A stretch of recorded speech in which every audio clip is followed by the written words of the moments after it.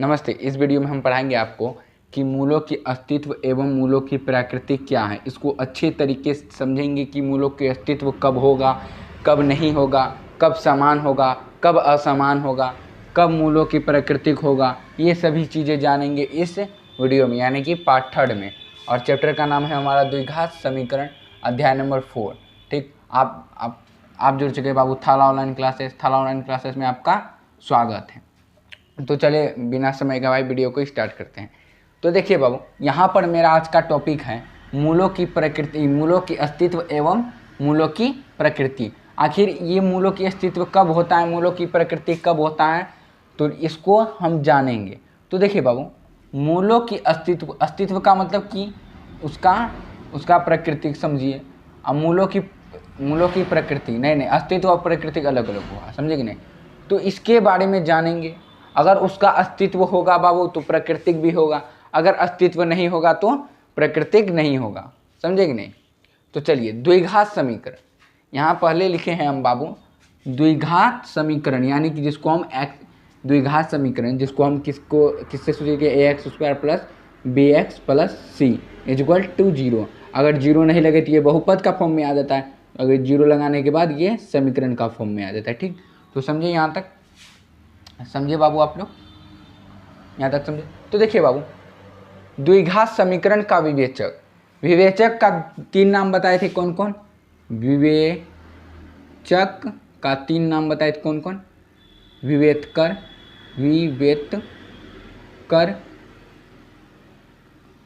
और विवेचन। तो ये 3 नाम बताए, पहला, दूसरा, तीसरा। तो ये 3 नाम बताए थे जिसको हम विवेचक कहते हैं, यानी कि डी से सूचित करते हैं। किससे सूचित? डी से। तो चलिए इसको जानते हैं डी से। मूलों की प्रकृति का मतलब होता है बाबू, मूलों की प्रकृति यानी वो वास्तविक, ये सभी के बारे में, यानी वास्तविक होगा, काल्पनिक होगा या नहीं होगा, उसका मूलों की प्रकृति होगा। तो द्विघात समीकरण का सूत्र, यानी कि द्विघात समीकरण निकालने के लिए उसका सूत्र है बाबू। ठीक, तो देखिए बाबू यहाँ पर डी। अच्छा बाबू, इसका मतलब आप लोग जानते हैं, इसका मतलब होता है कि 0 से बड़ा, डी 0 से बड़ा या b² - 4ac। अच्छा, हम क्या बताए थे आपको, विवेचक को हम डी कहते हैं। तो डी बराबर हम पिछले वीडियो में बताए थे कि b² - 4ac को ही हम डी कहते हैं, b² - 4ac को ही हम डी कहते हैं। तो जब इसको डी कहते हैं, ठीक, तो डी कहते हैं, या हम यहाँ पर ये भी लिख सकते हैं b² - 4ac AC 0 से बड़ा अर्थात धनात्मक हो। तो 0 से बड़ा जो बाबू 1 होता है, 2 होता है, 3 होता है, 4 होता है, ये सब क्या होता है बाबू, 0 से जो है कि बड़ा होता है ना। 1 हुआ, 2 हुआ, 3 हुआ, 4 हुआ, 5 हुआ, जहाँ अनंत तक जाए तो ये सब 0 से बड़ा होता है कि नहीं होता है। तो ये 0 से बड़ा होता है अर्थात धनात्मक। ये संख्या क्या हुआ, धनात्मक हो गया हमारा। तो यह यहाँ पर लिख दिया अर्थात धनात्मक हो। मूलों की प्रकृति क्या होता है, वह मूल वास्तविक एवं भिन्न का मतलब असमान होगा, यानी कि असमान होगा, समझे कि नहीं। समान यानी कि अलग, भिन्न का मतलब ही समझे ना, असमान होंगे। ठीक, और इसका फॉर्मूला क्या होता है बाबू, इसका फॉर्मूला -b ± √d/2a। इसका फॉर्मूला क्या होता है, ये हम आपको कल भी बताए थे। इसको जो है कि अलग करेंगे तो किस तरह बनेगा बाबू, इसको जब अलग करेंगे तो यहाँ प्लस माइनस 2 बार है। अगर हम -b ± √d/2a को अगर अलग करेंगे बाबू तो प्लस √d/2 एक बार लिखें और एक बार -d/2a इसको लिखें।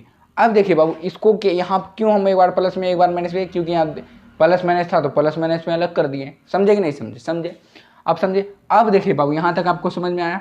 अब देखिए ये क्या लिखा है, डी यदि 0 से छोटा आए तो डी का मान, यानी कि डी का मान अगर 0 से छोटा आए अर्थात ऋणात्मक हो। क्या हो बाबू, ऋणात्मक, यानी कि 0 से बड़ा तो 1 2 3 होता है जो कि धनात्मक होता है। अगर 0 से छोटा आता है तो -1 -2 -3 ये आता है, यानी कि ये ऋणात्मक यानी कि माइनस में आएगा। तो जब माइनस में आएगा तो कोई वास्तविक मूल नहीं होगा, तो जब ये वास्तविक मूल होगा ही नहीं तो मूल ज्ञात कर पाएंगे, मूल ज्ञात नहीं होगा। बस जब वास्तविक मूल, अगर मान लीजिए बाबू कि आपका जो है कि अगर कोई भी d बराबर अगर माइनस में खा लिया जाए, माइनस में, तो d को वहीं लिख देना है आपको, मूल ज्ञात नहीं होगा। समझेंगे नहीं, ये हम एक्सरसाइज पढ़ाएंगे तब आपको अच्छे तरीके से समझ में आएगा। अब देखिए ये समझ में आ गया आपको। अगर d बराबर 0, हम तो ये समझा दिया आपको कि सर d 0 से बड़ा आ जाए तो धनात्मक कहलाता है, तो उसका जो है कि ये B square minus B plus minus root under D by 2a से निकल जाएगा।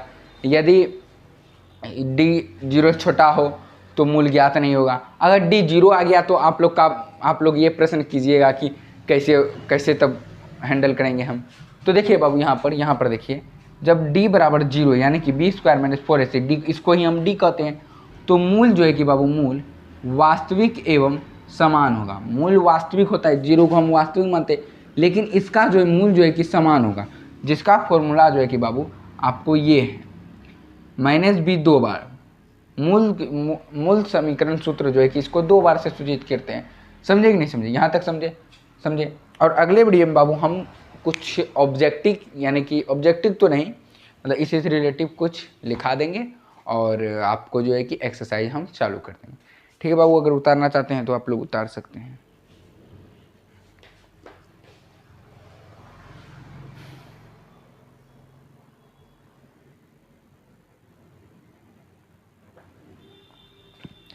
उतार लिए बाबू, तो मिलते हैं अगले वीडियो में, तब तक के लिए देते हैं विदा। धन्यवाद।